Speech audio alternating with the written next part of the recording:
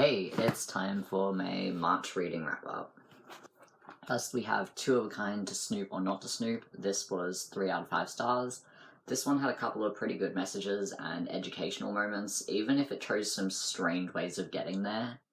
Mind your own business, don't snoop or spy on people, and don't make assumptions without the full context. Lies Like Poison. This ended up being 2 stars to me. I did initially put it at 3 stars, but I thought about it and no, 2 stars. I've had another book by this author on my want to read list for a few years, but I found this one first, and it was not great. It wasn't terrible either. There's a trans character in this book, and I was a bit worried at the start, but I really liked the way this was handled.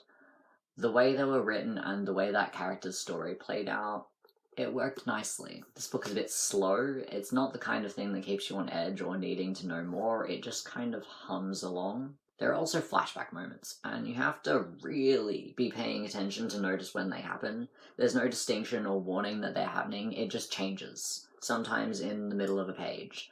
No space between the paragraphs, no hint at an oncoming memory, no font change. It just happens and you have to figure it out.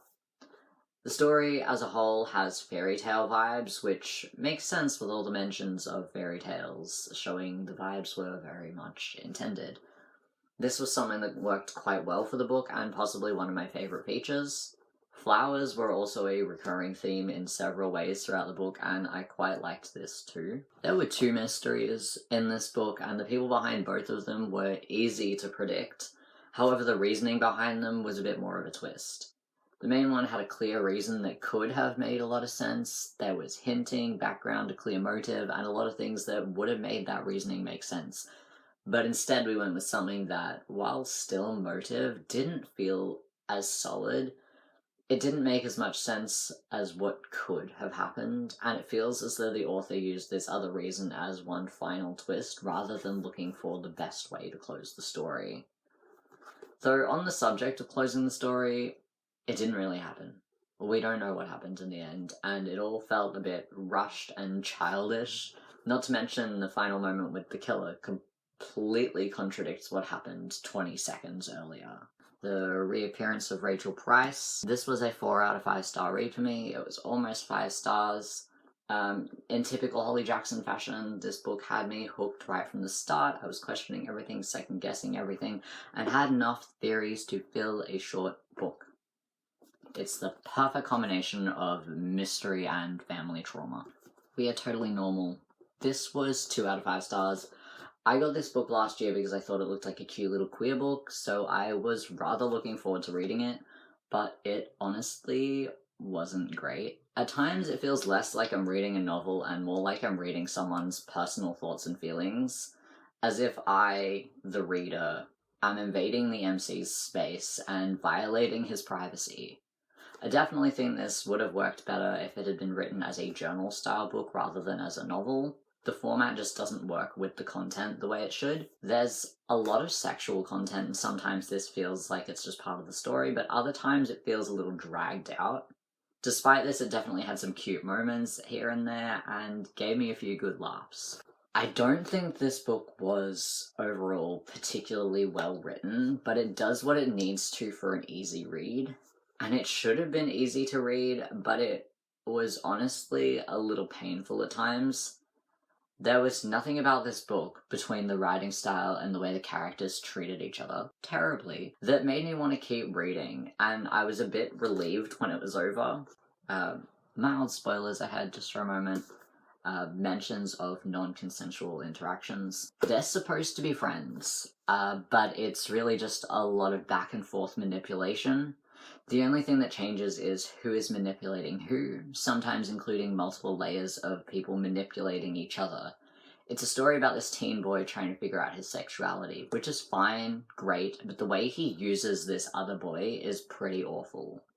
This is made worse when we also see his inner thoughts showing how uncomfortable he is, and the way he ignores that just because someone else wants something. That's false consent, by the way, as in the other person should have stopped. This isn't the only example of manipulation. There are many between multiple characters, and it's pretty gross to read at some points.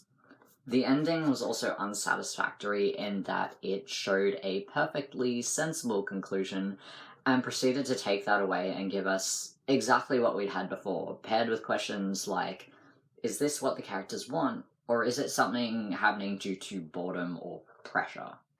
Pool Party. This was 3 out of 5 stars. I got this book in my early teens from a local secondhand bookstore back when they sold books for $1. Now I'd be lucky to get a book for less than $5 at that same shop. I did read this in my teens, but I couldn't quite remember how it ended. This is a YA horror from the 90s, and they were a really specific kind at the time. There was this particular vibe, energy, and writing style they all had in common, and teenage me was really into it. Adult me, maybe not so much. There's not a whole lot to say about this book, but categorizing it as horror feels questionable. There's nothing horror about it. It's a bit spooky to begin with, but in more of a thriller way, and then it just drops off. Somewhere in the middle, it switches away from thriller and heads into mystery, but never horror. Fear. 13 stories of suspense and horror. You know where this is going, right? This was 2 out of 5 stars, and much like the previous book, not really horror. This is a collection of short stories by a variety of authors, edited by R.L. Stine. And I'm going to talk about each story individually. First, we have Welcome to the Club. This was not horror. I'm not sure what it was supposed to be. I'm not sure it was even supposed to be good, honestly. She's different tonight. Ah yes, predatory males, the realest horror we know and live with. I'm still not sure I'd say this feels like a horror, but it's definitely unsettling due to the cocky male MC who thinks he's above everyone else and openly admits to stalking women. Suckers. This has the sort of vibes you would expect from a Goosebumps book, honestly. If you're into Goosebumps, you'd like this story, or at least understand the appeal of it. The Perfects. This one was pretty good. It definitely had the suspense part down. Shadow Children. I really enjoyed this one. Definitely creepy. One of my faves, I think. The Poison Ring. Again, not a horror. A little bit of suspense, I guess, but not much. Dragonfly Eyes. I don't really know what to make of this one. It had potential, but it didn't quite have that pull. Jeepers Peepers. I wouldn't call this a horror either, but it was pretty cool. Certainly one of the better, more interesting stories. Piney Power. I feel like this could have been something, but it saw the mark and ran off to the side to avoid it. The Night Hunter. This is pretty much exactly what I'd expect when someone says this author wrote horror. Maybe because, again, it's not remotely horror. It's a vigilante love story. Tuition. Can you guess? Not horror. There's a bit of suspense, so that's something. Tagger. There are some mixed feelings about this one. I didn't feel like I could explain that though. Raygun. Why? And also, finally, something that could at least slightly resemble horror. One of the few actually creepy stories in this book, and it still wasn't particularly good. Hopefully April will be better.